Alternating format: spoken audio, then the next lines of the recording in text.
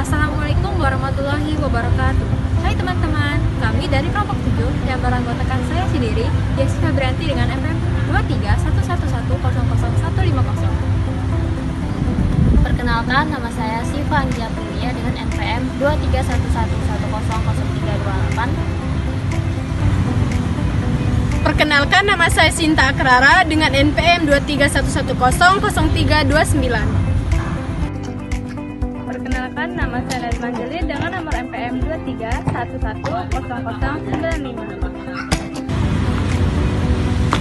Nah, teman-teman, kami akan menjelaskan tentang suhu dan kalor. Yuk kita simak.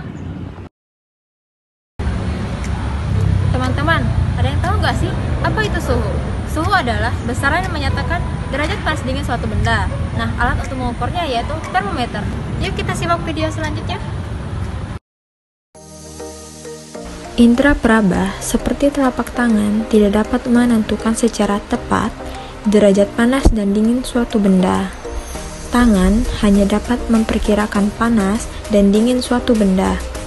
Tangan tidak dapat menjelaskan berapa nilai derajat panas atau dinginnya suatu benda.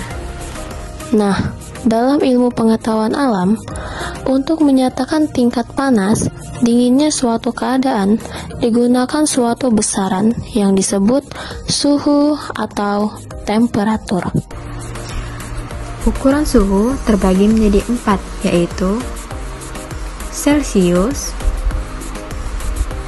Reaumur, Fahrenheit, dan Kelvin. Titik didih artinya air akan mendidih saat mencapai suhu tertentu. Sebaliknya, air akan membeku saat mencapai titik beku. Contohnya dapat kita lihat pada gambar. Nah, titik didih Celsius yaitu 100 derajat, titik bekunya 0. Titik didih Reaumur adalah 80 dan titik bekunya yaitu 0. Dan titik didih Fahrenheit yaitu 212 derajat dan titik bekunya yaitu 32 derajat. Titik didih Kelvin 373 dan titik bekunya yaitu 273. Selanjutnya, saya akan membahas tentang kalor. Apa sih itu kalor? Kalor adalah salah satu bentuk energi yang bisa berpindah dari suhu yang lebih tinggi ke suhu yang lebih rendah jika keduanya dipertemukan atau bersentuhan. Yuk kita simak penjelasan berikut. Kalor merupakan energi panas yang dapat diterima atau dilepaskan oleh benda. Dari mana ya kalor berasal? Sumber kalor terbesar di bumi adalah matahari. Selain matahari, ada juga api. Kalor bisa berpindah dari benda yang suhunya lebih tinggi ke benda yang suhunya lebih rendah. Perpindahan kalor dapat terjadi melalui medium perantara atau tanpa medium perantara. Ada 3 cara perpindahan kalor. Yang pertama yaitu konduksi, yaitu perpindahan kalor yang tidak diikuti dengan perpindahan medium perantaraannya.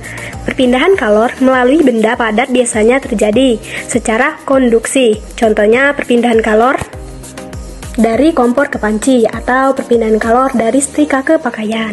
Kedua, konvensi yaitu perpindahan kalor yang diikuti dengan perpindahan medium pelantaraannya. Perpindahan kalor melalui benda cair atau gas biasanya terjadi secara konveksi. Contohnya, perpindahan kalor saat merebus air dan terjadinya angin darat dan angin laut. Dan yang ketiga yaitu perpindahan kalor dengan pelantaraannya yang tidak membutuhkan medium pelantaraan.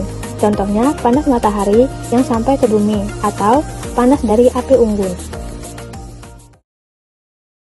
Jadi, kesimpulannya adalah panas merupakan energi yang dapat diterima dan dilepaskan oleh suatu benda, sedangkan suhu merupakan besaran derajat suatu benda. Ketika air dipanaskan dengan api, maka air tersebut mendapatkan panas dari api. Energi panas dari api membuat air tersebut mendidih. Ketika air tersebut panas, maka suhu meningkat. Dan ketika air tersebut kembali menjadi dingin, maka suhunya akan menurun. Perbedaan panas dan suhu. Satuan panas adalah kalori. Panas dapat diukur menggunakan kalorimeter.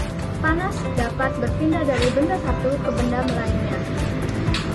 Suhu, satuan suhu adalah derajat Celcius, Reaumur, dan Kelvin. Suhu dapat diukur menggunakan termometer. Suhu tidak dapat berpindah, namun suhu bisa naik dan turun. Sekian video pembelajaran dari kami, semoga bermanfaat. Kami akhiri, wassalamualaikum warahmatullahi wabarakatuh.